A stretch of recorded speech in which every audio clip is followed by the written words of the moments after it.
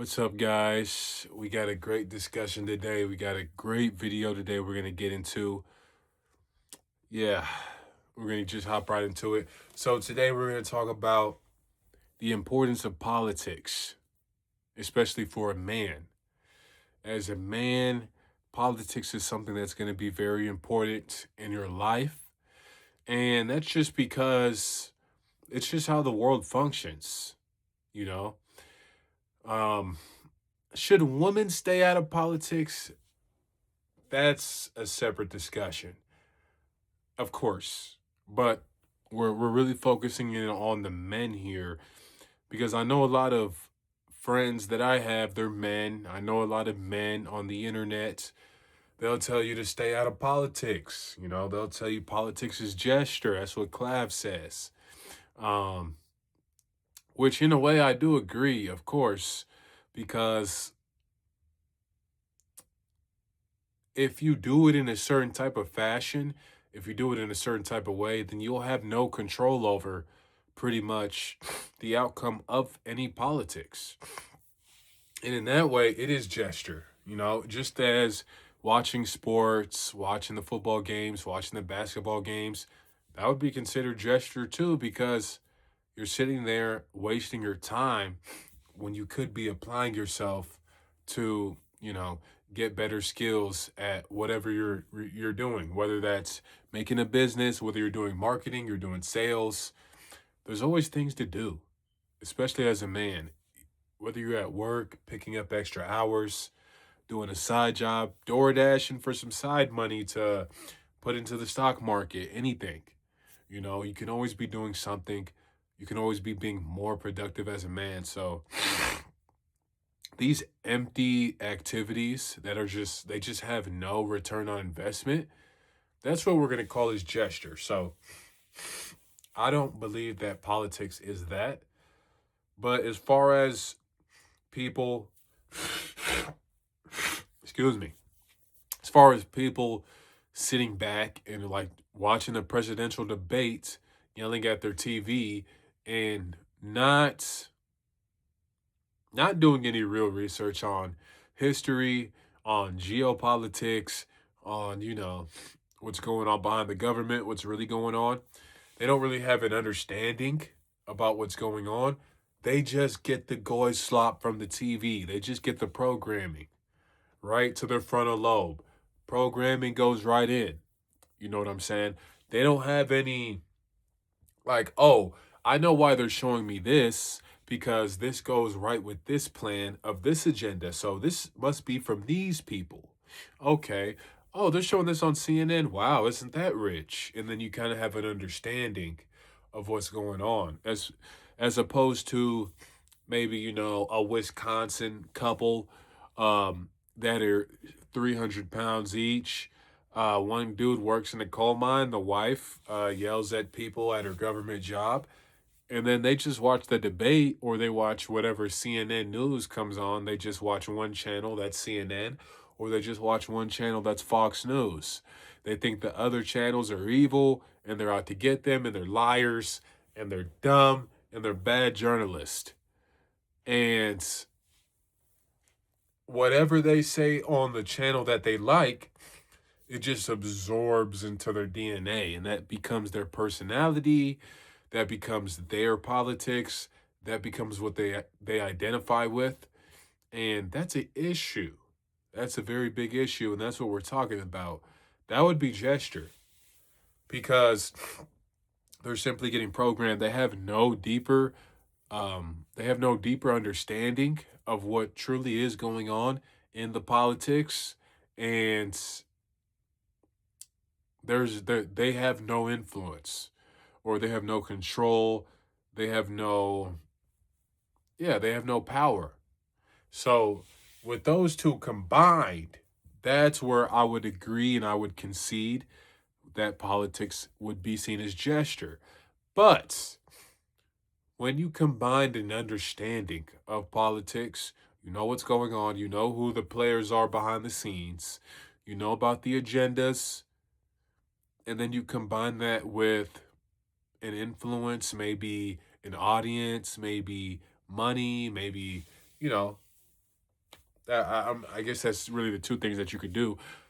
Status, maybe you have a lot of money, or yeah, you're famous. You have a lot of people that listen to you. Maybe you're a streamer. When you combine those two, now politics starts to become something that's very, very important. And, it's just a very manly thing to be involved in. It's politics at the end of the day. It's how the world is run. It's the running of the world. It's the facilitating of the world. Because everybody complains about the government. Everybody does. Everybody does. Everybody complains that things are too expensive. Everybody complains that traffic is too much. Places are too crowded. You know, everybody complains about the government. So they know that the government has power. That's why they complain to the government. They point the finger at the government. The pointing finger is the power finger. Oh, why are you late today? Well, my mom didn't wake me up, or my mom didn't give me a ride. You're pointing the finger to the mom. That means the mom has the power to decide if you're going to go to school on time or not. The mom has the power. Oh, why is these things too expensive? Because the government is making it too expensive. So they're giving the government power. Well, they're not giving it to them. They just already have the power. They're just acknowledging that the government has the power. And they're right, the government does have the power. So what is more manly, what is more masculine than having power? What is more masculine than deciding the facilitation, than deciding the program that the world runs on, other than politics? So, I learned a lot about geopolitics. I've been in the sphere. I've been in the arena a little bit. I've done debates. I've always been semi-interested in it when I was younger. I was always in history was my favorite subject, which doesn't really mean much because I didn't care about school, period. So as much as weight as that carried, history was my favorite subject. But I just think politics is very important for a man to get into because when you're with other men, you talk about politics. You get your wife, you get your girlfriend, and you guys are at the restaurant and you're on a double date with maybe somebody from work and their wife or whatever, and you guys are meeting each other. And your husband is like, yeah, so did you hear about, the Maduro, how they captured Maduro, came and took him like that? Now it's on you to come up with your nuanced, insightful take on the latest political event. Because if you can't make a nuanced, insightful take on the latest political event, then everybody's going to look like this guy doesn't know what's going on in the world and he's a man. That's weird. That's weird. And it is weird. I think it's weird too because, well, you should have a certain level of influence or control or power in your own household or in any part of your life, maybe in your job, management, something like that. So you should have a kind of general understanding about how the world works as far as taxes, as far as home ownership, as far as property taxes, as far as, you know, things like that. And that's all politics. So if you have zero idea about just how the world functions, how your nation functions as a man, it's just a bad look. That's all I'm saying. That's all I'm saying. It's just a bad look. It's not a good look. So I think men should absolutely get into politics, absolutely figure out what's going on. Read a couple of books. Read some George Washington. There's a good autobiography about George Washington because people don't know that George Washington was super based, super masculine, super manly, very skilled, a great, magnificent leader. I mean, he was almost, some people say, he was divine.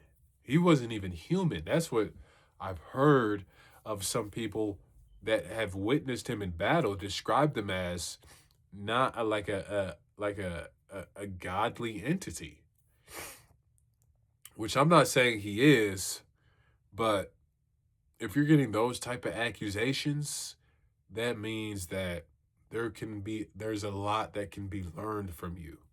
There's a lot of game there.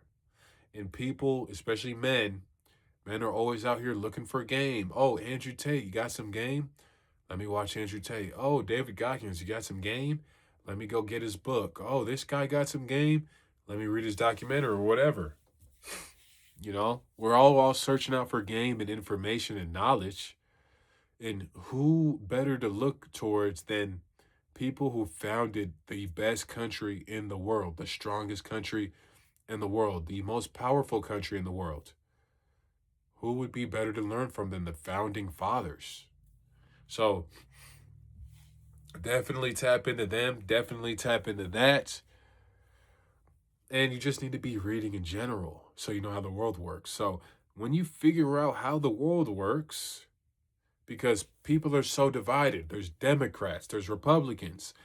Then in the Republicans, there's neocons, there's paleocons, there's America First, there's MAGA, there's libertarians.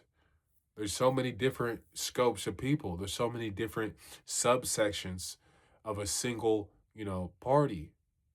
Then you have liberals and whatever, leftists, whatever you want to call them. There's not so many subsections for leftists because, they're just all rebelling. I don't really look at them as a real party because they're just like, they just hate that. The Republicans are like, okay, we need to put a control on what's going on in America. Too many immigrants are coming in. We need to stop the immigration. Things are too expensive. Everything's going crazy in the economy. We need to stop going to war.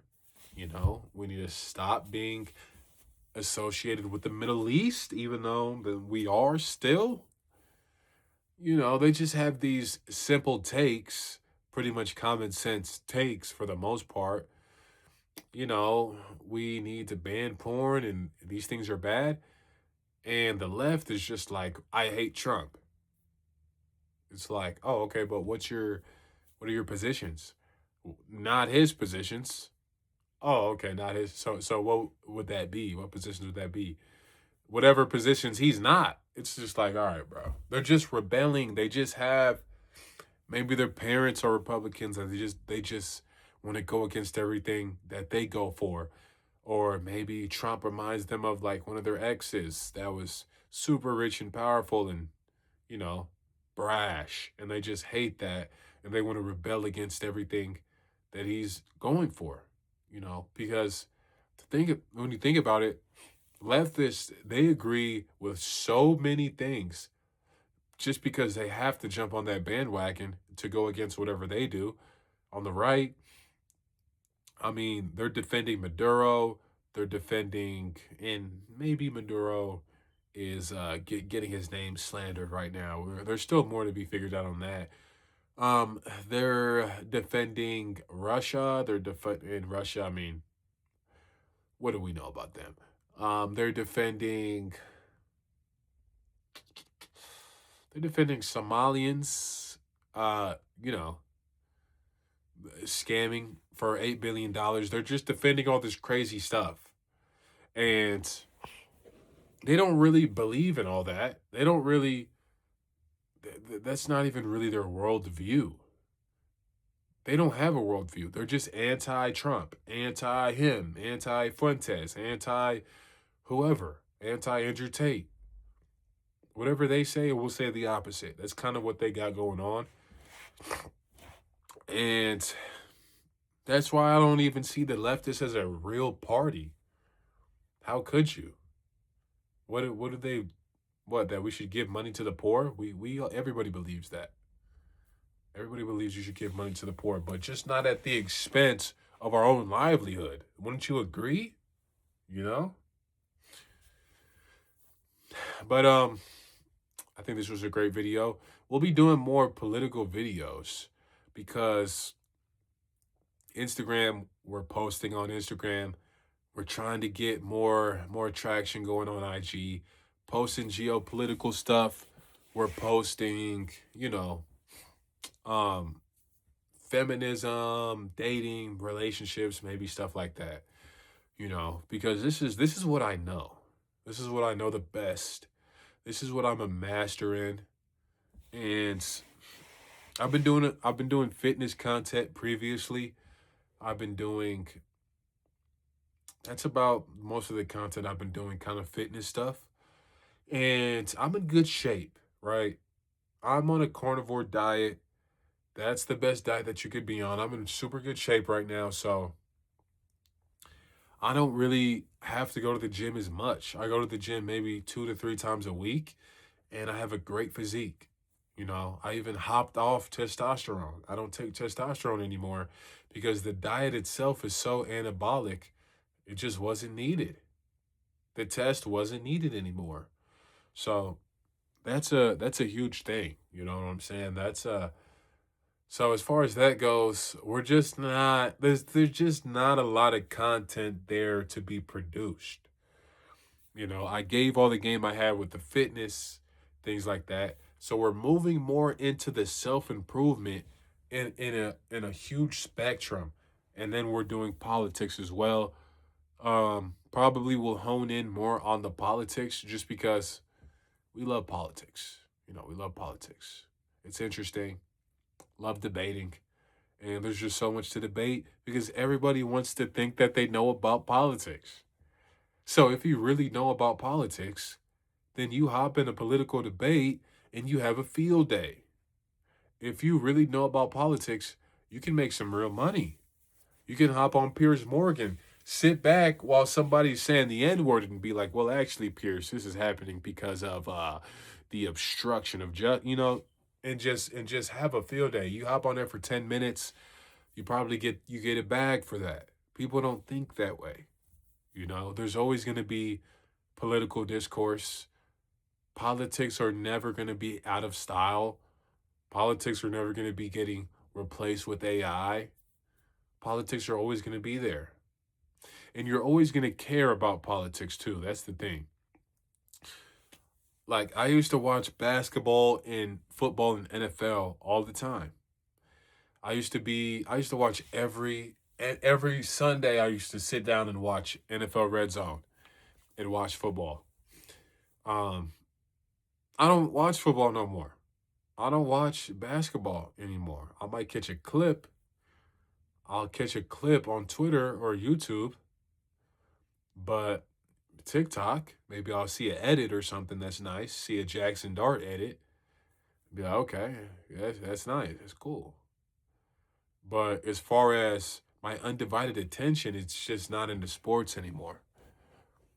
You know, and you pick up certain things. You might pick up boxing for a little while. You might pick up MMA for a little while. Things come and go, but politics is something that's going to be here forever. And you're always going to care about it because you're always going to have a certain amount of stake in it. So it's super important to be well versed in that.